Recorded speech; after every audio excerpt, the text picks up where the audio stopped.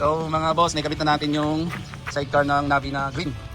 So sa mga nagsasabi na AI, hindi po sa AI, totoo po to. Yan. Tumatakbo po to. May mga nagko-comment kasi na AI. Yan.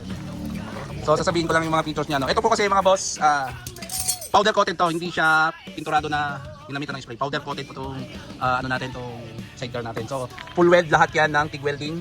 So kung makikita nyo napakalinis, walang masilya yan. Kasi hindi pwede sa powder coat ang may masilya. Yan.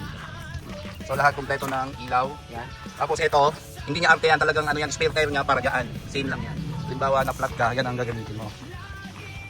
So sa mga nag-order o nagtatanong, kailangan talaga dalhin yung motor dito para may align din namin sa mga motor na gusto nyo.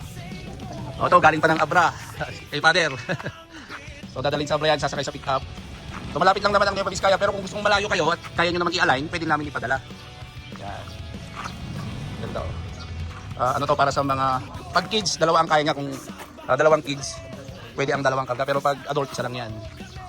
So sa nagtatanong bakit walang bubong, usually naman yung mga may ganito, may sasakyan na rin. So pag umulan, yung sasakyan gagamitin nila.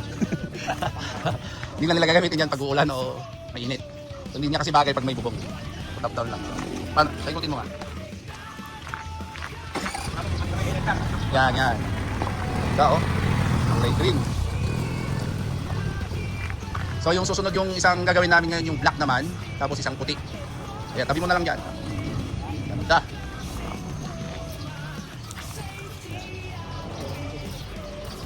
So sa mga gustong mag-order, mag-message na lang po, PM na lang po.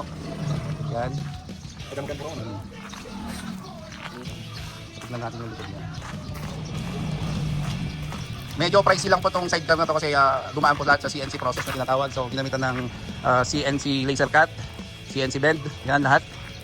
Powder coated. Hindi siya yung typical na ordinaryong sidecar na nakikita nyo. Ang ginamit din ng mga bakal dito is sobrang kakapal. Makapal. Hindi unlike yung mga common na sidecar na ang ginamit nila ay lata lang. So kung makikita nyo, wala siyang chassis. Kasi MS plate lang ginamit yan. Sobrang tibay. Kaya kung pagdating sa mga banggaan, sobrang tibay. Walang yupian, okay? So yan, wala. Talagang sobrang tibay lahat yan.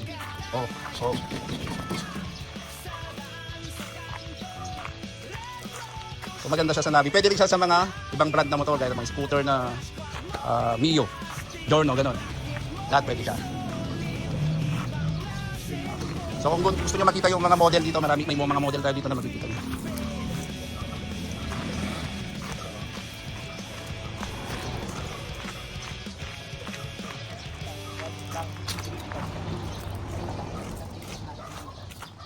So available din natin itong mga accessories niya, gaya ng headlight wheel, windshield, light guard, crash guard, skid plate, yan.